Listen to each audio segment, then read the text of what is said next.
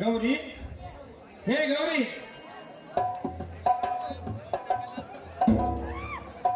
ಬಂದೆ ಸ್ವಾಮಿ. ಬಿಸಿಲಿಗೆ ಬಾಯಾರಿಕೆಯಾಗಿ ಬಂದಿದ್ದೆ. ತಂಪಾದ ನೀರು ತಂದಿದ್ದೀನಿ, ಕುಡಿ.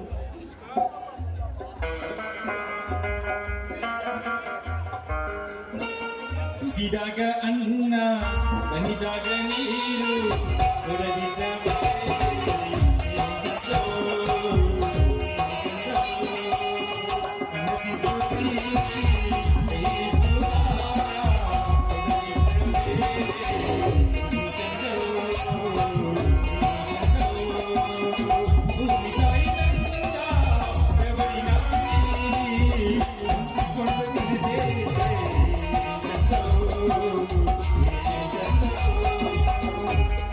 ಪತಿವ್ರತಾ ಶಕ್ತಿಯಿಂದ ಎಲ್ಲ ಬಲ್ಲ ಜ್ಞಾನವನ್ನು ತಿಳಿದುಕೊಂಡ ಸಂಚಿ ಹೊನ್ನಮ್ಮನಂತೆ ನೀನು ನನ್ನ ಪತಿವ್ರತೆಯನ್ನು ತಿಳಿದುಕೊಂಡಿರುವೆಯಾ? ಸ್ವಾಮಿ, ಪತಿ ಸೇವೆ ಮಾಡಿದ ಸತಿ 108 ವ್ರತ ಮಾಡ್ತಿನ್ನು ಫಲ ಎಂಬಂತೆ ನಿಮ್ಮ ಸೇವೆ ಮಾಡುವುದೇ ನನಗೆ ಸರ್ವಸ್ವ. ಧನ್ಯನಾದೆ ಗೌರಿ, ಧನ್ಯನಾದೆ. ಅಂತೂ ನಿಮ್ಮ ತಂದೆಯವರ ಸತ್ಯದ ಉಸಿರು ಸದಾ ಬೆಳಗಿದರೆ ಸಾಕು, ಅದೇ ನನಗೆ ಶ್ರೇಯಸ್ಸು. ಆದರೆ ಯಾಕೆ ಸ್ವಾಮಿ ಆದರೆ ಎಂಬ ಶಬ್ದ ಅರ್ಧಕ್ಕೆ ನಿಲ್ಲಿಸಿಬಿಟ್ಟಲ್ಲ? ಯಾಕೆ ನನ್ನಿಂದ ಏನಾದ್ರೂ ತೊಂದರೆ ಆಯ್ತು? ಇಲ್ಲ ಗೌರಿ, ಇಲ್ಲ. ಬಡ ರೈತರು ಭೂಮಿ ಮೇಲೆ ಗರುಡಾಗಿ ಮುಪ್ಪರಡಿ ಮುರಿದು ಮೂಲೆ ಗುಂಪಾಗುತ್ತಿದ್ದಾರೆ ಮನ ಬೇರಿದ ಮತಾನಿಗಳಿಂದ. ವಿದೇಶಿ ಕಂಪನಿಗಳು ಬಂದು ನಮ್ಮ ನಾಡಿನ ಕಡಿದ ಸಂಪತ್ತೆಲ್ಲ ಲೂಟಿ ಮಾಡಿದ್ದಲ್ಲದೆ ಫಲವತ್ತಾದ ಭೂಮಿಯಿಂದ ರೈತರ ಸಂಪತ್ತೆಲ್ಲ ಕಿತ್ತುಕೊಂಡು ನಮ್ಮ ರೈತರನ್ನು ಬಂಧನ ಮಾಡುತ್ತಿದ್ದಾರೆ ಗೌರಿ, ಬಂಧನ ಮಾಡುತ್ತಿದ್ದಾರೆ. ಅಂದ್ರೆ ಆ ಕಟ್ಟುಗರು ಕಟ್ಟುವ ಹಗ್ಗವನ್ನ ಚಟನೆ ಹರಿದು ಹಾಕಬೇಕನ್ನುವುದೇ ನಿಮ್ಮ ಚಿಂತೆ ಆಗಿದೆ ಇಲ್ವೇನ್ರಿ? ಹೌದು ಗೌರಿ, ಹೌದು. ಆಸ್ತಿವಂತರ ಆವ್ಯವಹಾರಗಳನ್ನು ಅಟ್ಟಿ ಅವರನ್ನು ಇಲ್ಲಿಂದ ಹೊಡೆದು ಓಡಿಸುವ ಕೆಲಸವನ್ನು ಭಾರತಾಂಬೆಯ ಪ್ರತಿಯೊಬ್ಬ ನೇಗಿಲ ಯೋಗಿಯು ಮಾಡಿದಾಗಲೇ ಈ ಭಾರತಾಂಬೆಯ ಕೀರ್ತಿ ಮುಗಿಲು ಮುಟ್ಟಲು ಸಾಧ್ಯ. ಇಲ್ಲವಾದ್ರೆ ಅವರ ದಬ್ಬಾಳಿಕೆ ಸಹಿತಕ್ಕೆ ಸಿಕ್ಕು ಪ್ರತಿಯೊಬ್ಬನ ಬಾಳು ಆಸ್ತಿ ಕಳೆದುಕೊಂಡಂತೆ ನಿಟ್ಟಿಸಿರು ಬಿಟ್ಟರೆ ರೈತನ ಬಾಳು ಬಂಗಾರವಾಗುವುದೆಂದು ಹೇಳು ಗೌರಿ, ಬಂಗಾರವಾಗುವುದೆಂದು ಹೇಳು. ನಿಜ ಮಾಮ, ನಿಜ. ಹದ ಮಾಡಿದ ನೆಲದಲ್ಲಿ ಬೀಜಗಳನ್ನು ಕೂರಿಸಿ ಬರದಿಂದ ಬೆಳೆದು ಬೇರು ಬಿಡುವಂತೆ ಈ ಪಾಯಿ ಬುಡಕ ಬಕಾಸುರದಂತ ಬೀಜಗಳು ಹುಟ್ಟಿ ಬೇರು ಬಿಟ್ಟಿರುವಾಗ ನಾಡು ಶೃಂಗಾರವಾಗುವುದು ಯಾವಾಗ ಮಾಮ? ಇಲ್ಲ ಸತ್ಯಾನಂದ, ಇಲ್ಲ. ಗರಗರ ತಿರುಗುವ ಈ ಕಾಲಚಕ್ರದ ಹರಿತವಾದ ಹಲ್ಲಿಗೆ ಸಿಕ್ಕಿ ಜನನಾಮದಿಂದ ಮೆರೆಯುವ ಜನ ಸಿಕ್ಕು ಆಗಬೇಕಪ್ಪ. ನಿಮ್ಮಂತ ವಿದ್ಯಾವಂತರಿಂದ ಮಾತ್ರ ಸಾಧ್ಯ. ಆವಾಗ ಪ್ರಸಿದ್ಧ ಪಡೆಯುವುದು ರೈತ ರೆಂಟೆಯ ಬಂಟ. ಇದು ಸ್ವಲ್ಪ ಅಸಾಧ್ಯವಾಗ್ಬೋದಲ್ವೇ? ಅಸಾಧ್ಯ ಎಂಬ ಮಾತೇ ಅಲ್ಲಕ್ಕ. ಪ್ರತಿಯೊಬ್ಬ ದುಡಿಯೊಬ್ಬ ರೈತನ ಗುಲಾಮನಾಗುವೆ. ನ್ಯಾಯದ ಹಾದಿಯಲ್ಲಿ ಮುನ್ನೋಕಿ ಭ್ರಷ್ಟಾಚಾರದ ಆಕ್ರಮಣಗಳ ಸೊಂಟ ಮುರಿದು ಎಂಟೆದೆಯ ಬಂಟನಾಗಲು ಮುಂದೆ ಬರಬೇಕು. ಸರಿಯಾದ ವಿಚಾರಗಳು ಯಾನಿನ್ನದು. ನಮ್ಮ ಊರಿನಂತ ಗೌಡರು ಬೇಕಾದಂತ ವಿದೇಶಿ ಕಂಪನಿ ಕಟ್ಟಿ ಶಕುನಿಯಂತೆ ಜೋಡಿತಲಿ ಹವಾಗಿ ನಮ್ಮಂತರ ಮೇಲೆ ಎಷ್ಟೇ ಬಿಕ್ಕಟ್ಟು ಹೇಳಿದರು ಒಕ್ಕಲಿಗರೆಲ್ಲ ಒಗ್ಗಟ್ಟಾದರೆ ಒಗ್ಗುವುದು ದರ್ಪ. ಇಲ್ಲಾದರೆ ಸದಾ ನಮ್ಮ ನೆತ್ತಿಯ ಮೇಲೆ ತೇಲಾಡುತ್ತದೆ ಆ ಗೌಡರ ಸರ್ಪ. ತಾವು ಹೊಲದಿಂದ ಬಂದು ಬಹಳ ಹೊತ್ತಾಯ್ತು. ಬನ್ನಿ, ತಮ್ಮನ ಜೊತೆ ನೀವು ಊಟ ಮಾಡಬೇಕು. ನನ್ನ ಊಟ ನಂತರವರಲ್ಲಿ ನಾಳೆ ನನ್ನ ಪರೀಕ್ಷೆ ಇದೆ, ಅದಕ್ಕೆ ಖರ್ಚಿಗೆ ಹಣ ತಾನೇ ತೆಗೆದುಕೊಳ್ಳಪ್ಪ. ಇದರಲ್ಲಿ ಸ್ವಲ್ಪ ದಯಾನಂದನಿಗೂ ಸಹ ಕಳಿಸಿಕೋ. ಮತ್ತೆ ನನಗೆ ಕಳಿಸಿಕೊಡ್ತೀನಿ. ಆಯ್ತು ಮಾಮ, ಆಯ್ತು ಮಾಮ. ಆಯಾಸವಾದರೆ ಬಹಳ ಕೆಲಸ ಮಾಡಿ ನಾನು ಬರ್ತೀನಿ. ಹೋಗಿ ಬರಪ್ಪ. ನಿನ್ನ ವಿದ್ಯಾಭ್ಯಾಸ ಮಾನಸಿಕ ಹಾಕಲಿ. ಪರೀಕ್ಷೆ ಎಂಬ ಯುದ್ಧದಲ್ಲಿ ಪೆಣ್ಣೆಂಬ ಕಡ್ಗೆ ಹಿಡಿದು ಮಸಿ ಎಂಬ ರಕ್ತ ಚೆಲ್ಲಿ ಹೋರಾಡಿ ಬಾ ನನ್ನಯ್ಯ, ಹೋರಾಡಿ ಬಾ. ನೋಡಪ್ಪ, ನೀನೊಬ್ಬ ಈ ನಾಡಿನ ಸಮರ್ಥ ಧ್ವನಿಯಾಗಬೇಕನ್ನುವುದೇ ಈ ನಿನ್ನ ಅಕ್ಕನ ಆಸೆ. ನಿನ್ನ ಅಕ್ಕನ ಆಸೆ ನನ್ನ ಆಸೆ ಕಣಪ್ಪ. ಹೋಗಿ ಬಾ, ನಿನ್ನ ಪರೀಕ್ಷೆ ಎಂಬ ಯುದ್ಧ ಆಗಲಿ. ಆಯ್ತು ಮಾಮ.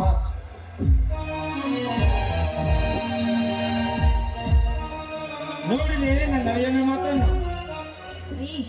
ಅದು ಈ ಮನೆಯ ಹಿರಿಗೊಟ್ಟು. ಹೌದು, ಶೇಂಗಾದ ಹೊಲಕ್ಕೆ ನೀರ್ ಹಾಸಿ ಕಬ್ಬಿನ ಹೊಲಕ್ಕೆ ನೀರ್ ಹಾಸಿ ಬರ್ತೀನಿ ಅಂತ ಹೇಳಿದ್ರಲ್ಲ, ನೀರ್ ಹಾಸಿ ಬಂದ್ರೇನ್ರಿ? ಅಲ್ಲಿ ನೀರು ಹಾಸಿ ಹೊಲ ತಂಪಾಗಿದೆ, ಇಲ್ಲಿ ನೀರು ಪನ್ನೀರು ಕುಡಿಸಿ ನನ್ನ ಮನ ತಂಪು ಮಾಡಿದೆ. ಈ ತಂಪಾದ ಗಾಳಿಯಲ್ಲಿ ರೈತನ ಹೃದ ಇಂಪಾಗಿ ಬರುವಂತೆ ನಿನ್ನ ಸುಮಧುರವಾದ ಗಾನ ಮೊದಲಿಂದ ಇಂಪಾದ ಗೀತೆಯನ್ನು ಹಾಡಿ ಎನ್ನ ಮನೆ ತರಿಸಬಾರದೆ ಎನ್ನ ಮನದ ರಾಣಿ. ತಂಪಾದ ಗಾಳಿಯಲ್ಲಿ ಇಂಪಾಗಿ ಹಾಡುವುದನ್ನ ಹಾಡದೆ ಇರ್ತೀನ, ನೀವು ಇಷ್ಟದಂತೆ ಹಾಡ್ರಿ.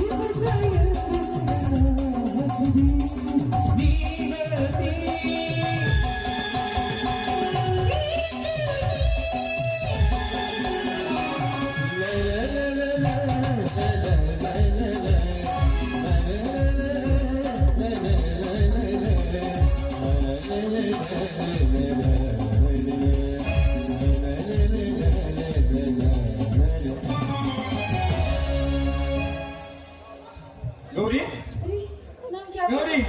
ಯಾಕೆ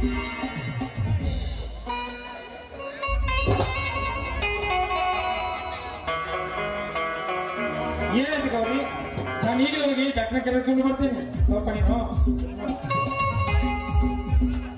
ಪರವಾಗಿಲ್ಲಪ್ಪ, ಕಡೆ ಬರ್ತಾ ಇದ್ದೆ. ರೋಗಿ ಬೆಳೆಸಿದ್ದು ಹಾಲನ್ನೇ ಡಾಕ್ಟರ್ ಹೇಳಿದವಂತೆ. ಈ ಸಮಯದಲ್ಲಿ ನಿಮ್ಮನ್ನೇ ನಾನು ಹುಡುಕುತ್ತ ಹೊರಟಿದ್ದೆ ಡಾಕ್ಟ್ರೆ. ಹಾ, ಸ್ವಲ್ಪ ನನ್ನ ಹೆಂಡತಿಗೆ ತಿರುಗುವಂತಾಗಿದೆ ಅಂತೇನೆ. ಏನಾಗಿದೆ ನೋಡಿ ಇವಾಗ?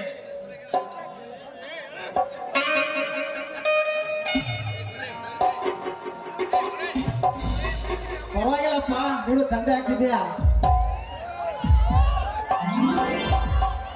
ಜಗಜ್ಯೋತಿ ಬಸವೇಶ್ವರ, ಏನಪ್ಪ ನಿನ್ನ ಮಹಿಮೆ?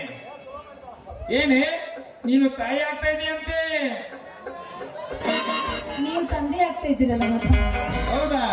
ಉತ್ತಮನ ಮನೆತನದ ಕುಡಿ ಮತ್ತೊಂದು ಚಿಗುರಿತಾ? ಈಗ ಹೋಗ್ಯಪ್ಪ, ನಮ್ಗೆ ನಾಚಿಕೆ ಆಗುತ್ತೆ. ನಾನು ಹೋಗಿ ಬರ್ತೀನಿ, ನಿಮ್ಮ ಜೀವನಕ್ಕೆ ನಗ್ತಾ ಇರಲಿ. ಈ ಖುಷಿಯಲ್ಲಿ ಇನ್ನೊಂದೇನಾದ್ರು ಅಪ್ಪ ನವ್ವ ಭೂಪ ಬಂದ ನವ್ವ ಭೂಪ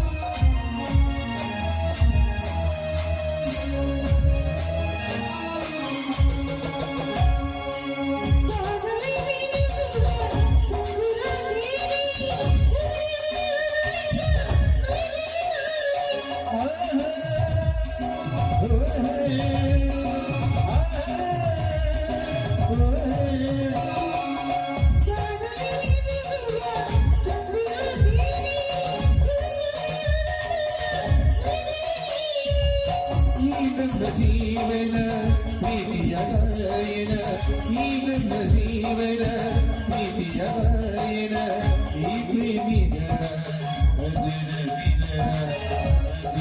ದಿನ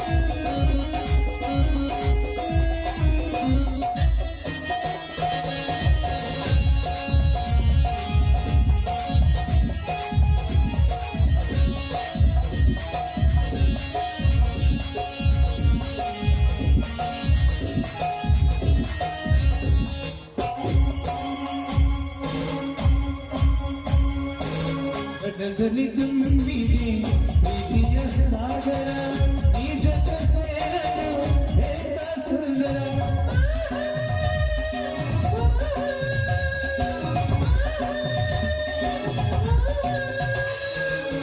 ಗಗನದಲ್ಲಿ ತುಂಬಿದೆ ಪ್ರೀತಿಯ ಸಾಗರ ಈ ಜೊತೆ ಸೇರಲು ಎಂತ ಸುಂದರ